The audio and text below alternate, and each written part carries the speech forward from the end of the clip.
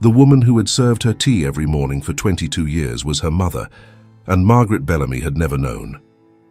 Hello, I'm here to share with you the story of Margaret Bellamy and Ruth, two women bound by blood, but separated by the cruelest deception imaginable. I really hope you find this story as profound as I did when I first learned about it. But before we dive in, I need to be completely transparent with you. This story is not 100% factually accurate in terms of the specific people involved. The names Margaret Bellamy and Ruth are fictional, created for this narrative. These exact individuals with these precise names did not exist in historical records. However, and this is what makes this story so important to tell, everything that happens here is based on situations that occurred with disturbing frequency during the American slavery era.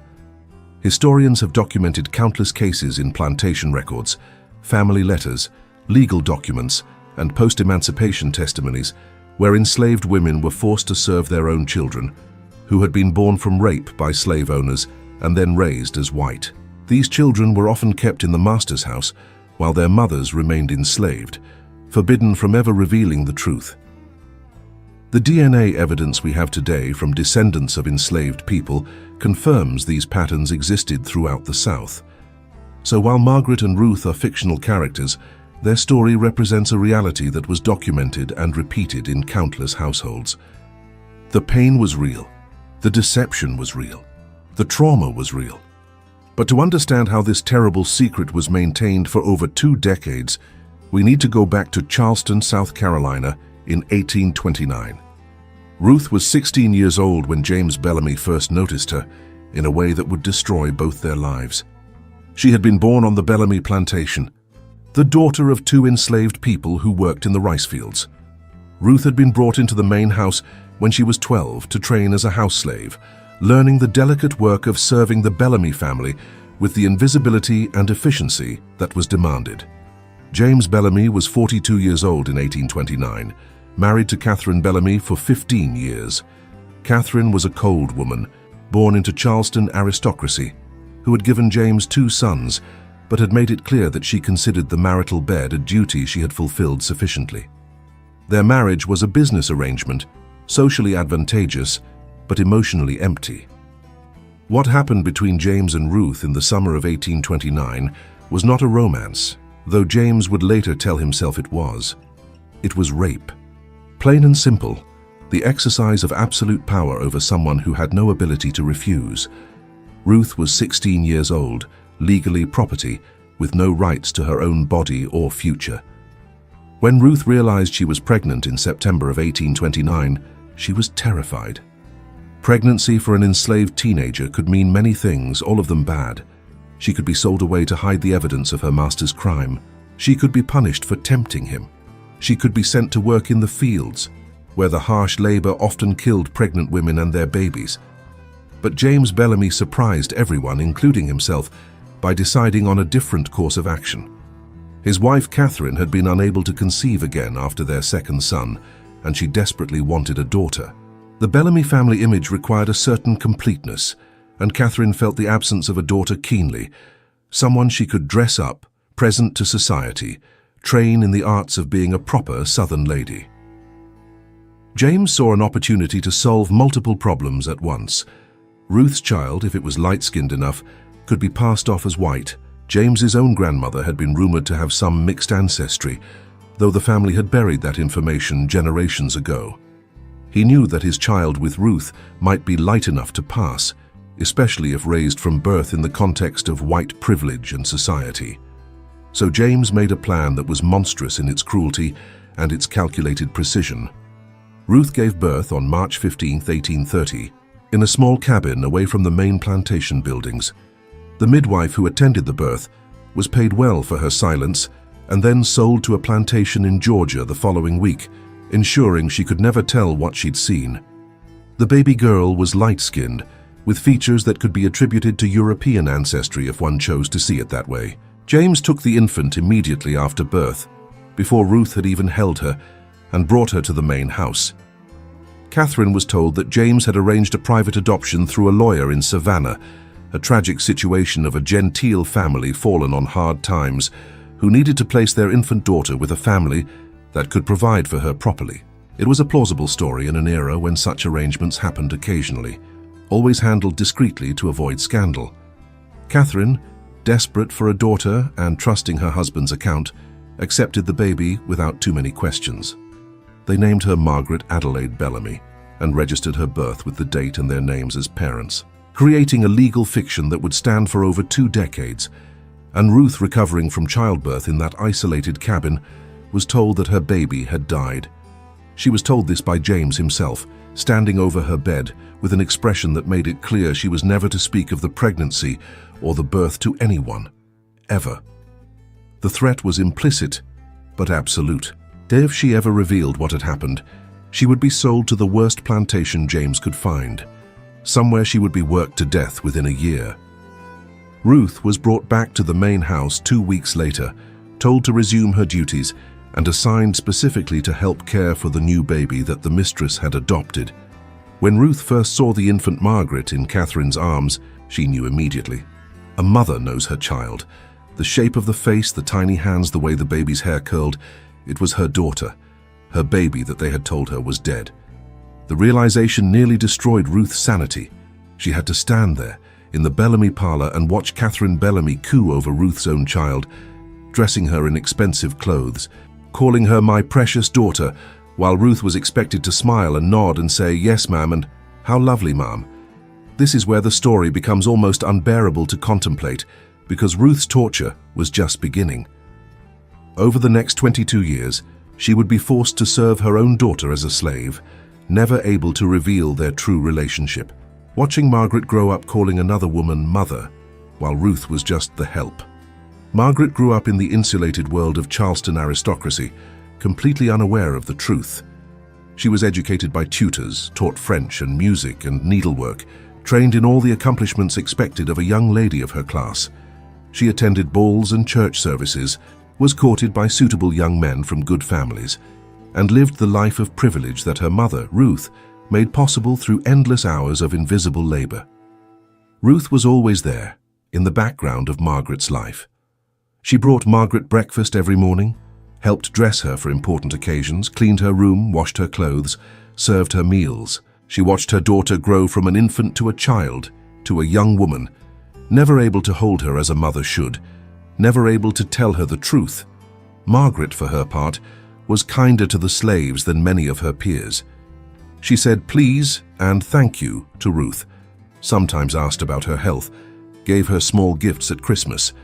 But these small kindnesses, meant generously, were their own form of torture for Ruth, reminders of the relationship they should have had, but were forbidden from having. James Bellamy died in 1850 of a sudden heart condition, taking his secret to the grave.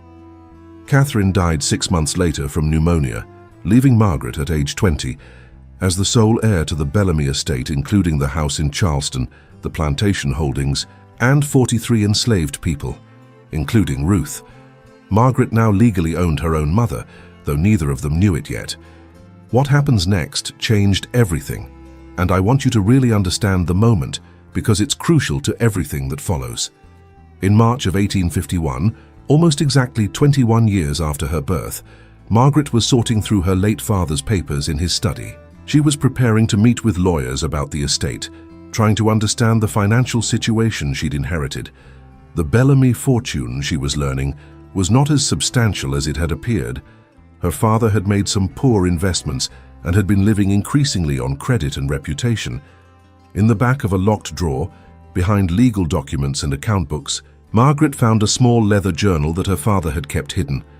She opened it, expecting business notes or perhaps a diary. What she found instead was a confession.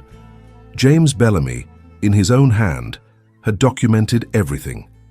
Perhaps it was guilt, or perhaps he needed to record the truth somewhere to make it real even if he never told another living soul. He had written about Ruth, about the pregnancy, about his decision to take the baby and pass her off as his legitimate daughter. He had written about paying the midwife to stay silent and then selling her away. He had written about forcing Ruth to serve her own child, about watching Ruth's silent suffering for years. And he had written explicitly, "Margaret is Ruth's daughter, born March 15, 1830. I am the father." Ruth does not know that Margaret lives. She believes the child died. I have maintained this deception for the good of the family and for Margaret's future. What I have done is necessary, though God may judge me for it." Margaret sat in her father's study, holding that journal, and her entire world collapsed. Everything she thought she knew about herself was a lie. Her mother, the woman she'd mourned for 6 months, was not her mother. Her real mother was Ruth, the slave who had served her tea that very morning. The woman who had brushed her hair, washed her clothes, cleaned her room for her entire life was her mother. And Ruth didn't even know. Ruth believed her baby had died over 20 years ago. Margaret's first instinct was disbelief, a desperate hope that this was some kind of mistake or delusion on her father's part.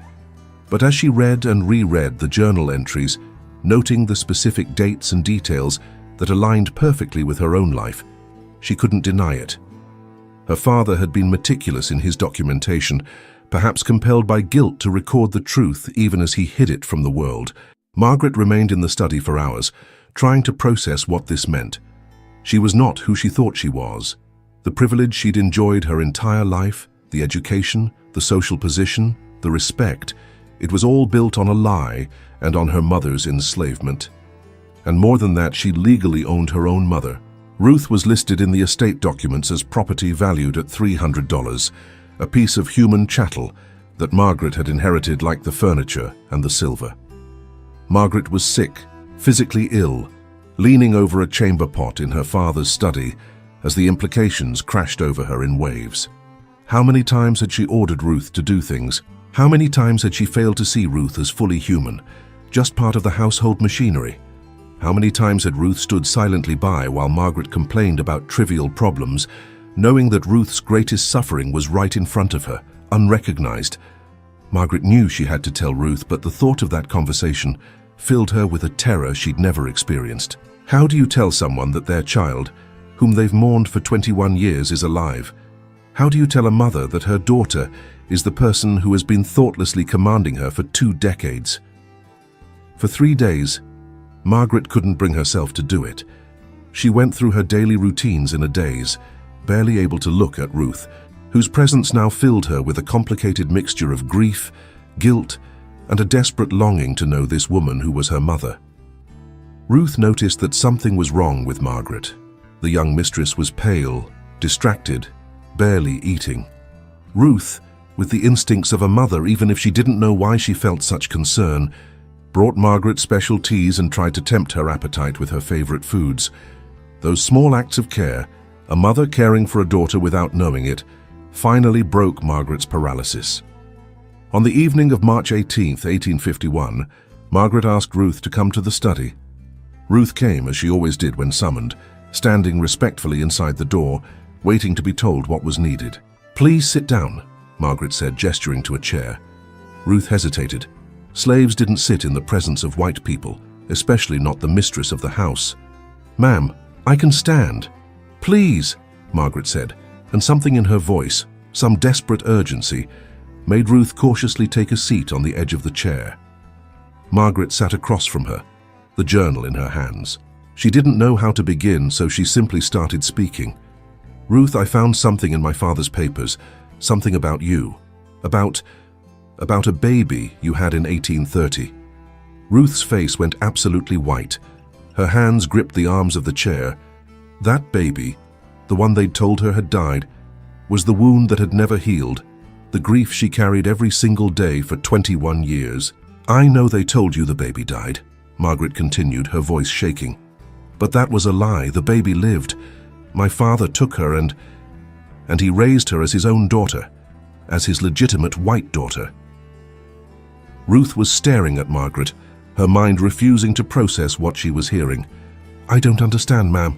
Margaret took a deep breath and spoke the words that would change both their lives forever. "Ruth, I am that baby. You are my mother. I am your daughter." The silence that followed was absolute. Ruth sat completely still, her face frozen in an expression of incomprehension. Then slowly understanding began to dawn, and with it, an anguish so profound that Margaret would remember it for the rest of her life. "No," Ruth whispered. "No, no, no." She stood up, backing away from Margaret as if proximity would make the terrible truth more real. "You're saying that all these years I've been serving my own child. All these years I mourned a baby who was alive, who was right in front of me, and I didn't know." "I didn't know either," Margaret said, tears streaming down her face. "I just found out. I'm so sorry, I'm so terribly sorry." Ruth made a sound that was barely human, a wail of grief and rage and loss that came from somewhere so deep that it seemed to shake the foundations of the house. 21 years of suppressed mourning came pouring out in that moment. Margaret stood up, wanting to comfort her, but Ruth backed away further. "Don't touch me," Ruth said, her voice ragged. "You're my daughter, but you're also the mistress who has commanded me for 21 years. You own me. Do you understand? My own daughter owns me like property." The words hit Margaret like physical blows. "I'll free you," she said immediately. "I'll write the papers tonight. You'll be free." "Free?" Ruth laughed, a bitter sound. "Free to do what? I'm 40 years old. I've been enslaved my entire life. I have no skills that would let me survive as a free woman. And freedom doesn't give me back the 21 years I lost with my daughter. Freedom doesn't change the fact that I watched you grow up and couldn't tell you that I loved you. That every night I went to my cabin and cried because my baby was alive and didn't know me." They stood there in James Bellamy's study, mother and daughter, separated by a gulf that seemed impossible to bridge despite being only a few feet apart. What happened over the next months was painful and complicated in ways that neither woman had anticipated.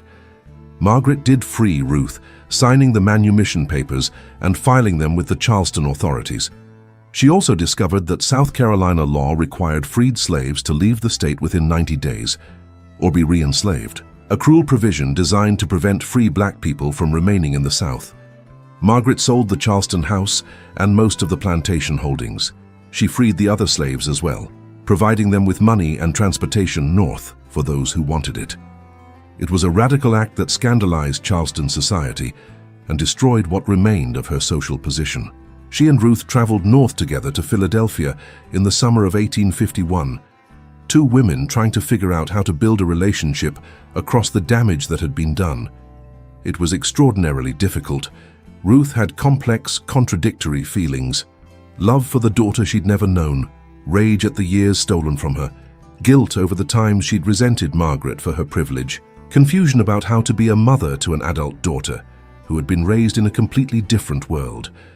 Margaret struggled with her own identity crisis. She had been raised white, socialized as white, had all the privileges of whiteness, but she was biologically the daughter of an enslaved woman. By the racial logic of the South, one drop of black blood made someone black, but in the North, she could continue to pass as white if she chose. What was she? Who was she? They argued, sometimes bitterly. Ruth would lash out in pain, saying things like, "You don't know what it's like to be property." And Margaret would respond, "I didn't choose this, I didn't know." And they would both end up crying, the weight of what James Bellamy had done to them both hanging over every interaction. But slowly, painfully, they began to build something real. Ruth taught Margaret about her family history, about the grandmother and grandfather Margaret had never known, who had died working in the rice fields. Margaret learned about African traditions that Ruth's mother had passed down to her, stories and songs that connected them to ancestors who had survived the Middle Passage. Margaret used the money from selling the estate to open a small dress shop in Philadelphia, and Ruth worked alongside her, no longer as a slave, but as a partner and mother. They lived together in a modest house, and gradually, the relationship began to shift from mistress and servant to something more complicated and more genuine. They never used the words mother and daughter comfortably. The terms carried too much pain, too many reminders of what they'd been denied. Instead, they found their own language, their own way of being together. Ruth lived to age 62, dying in 1875. Margaret cared for her through her final illness with a devotion that was part love, part penance for all the years they'd lost. On her deathbed, Ruth finally said the words that had been locked inside her for 45 years. "You are my daughter, and I love you. I always loved you, even when I didn't know I could." Margaret lived until 1891, dying at age 61. She never married, never had children, spent the remainder of her life working for abolition and then, after the Civil War, for the rights of freed people. She wrote a memoir that was never published in her lifetime, detailing the full truth of her story and her father's crime. That manuscript, like so many stories of the era, was lost to history. But the truth of what happened to Margaret and Ruth happened to real people whose names we don't know, documented in the DNA evidence we see today, in the family histories that emerged after emancipation, in the painful recognition scenes described in slave narratives where mothers and children discovered relationships that had been hidden from them. Thank you for staying with me through this difficult story. If you found it meaningful, please hit that like button. Now I want to ask you something personal. Do you have ancestors who lived through the slavery era? Have you heard family stories about hidden relationships, about children who were taken, about identities that were concealed? These stories are part of our collective history, and I'd love to hear about them in the comments section. And please, let me know where you're watching from today, your city, your state, your country. These stories connect all of us to a past we must remember and learn from,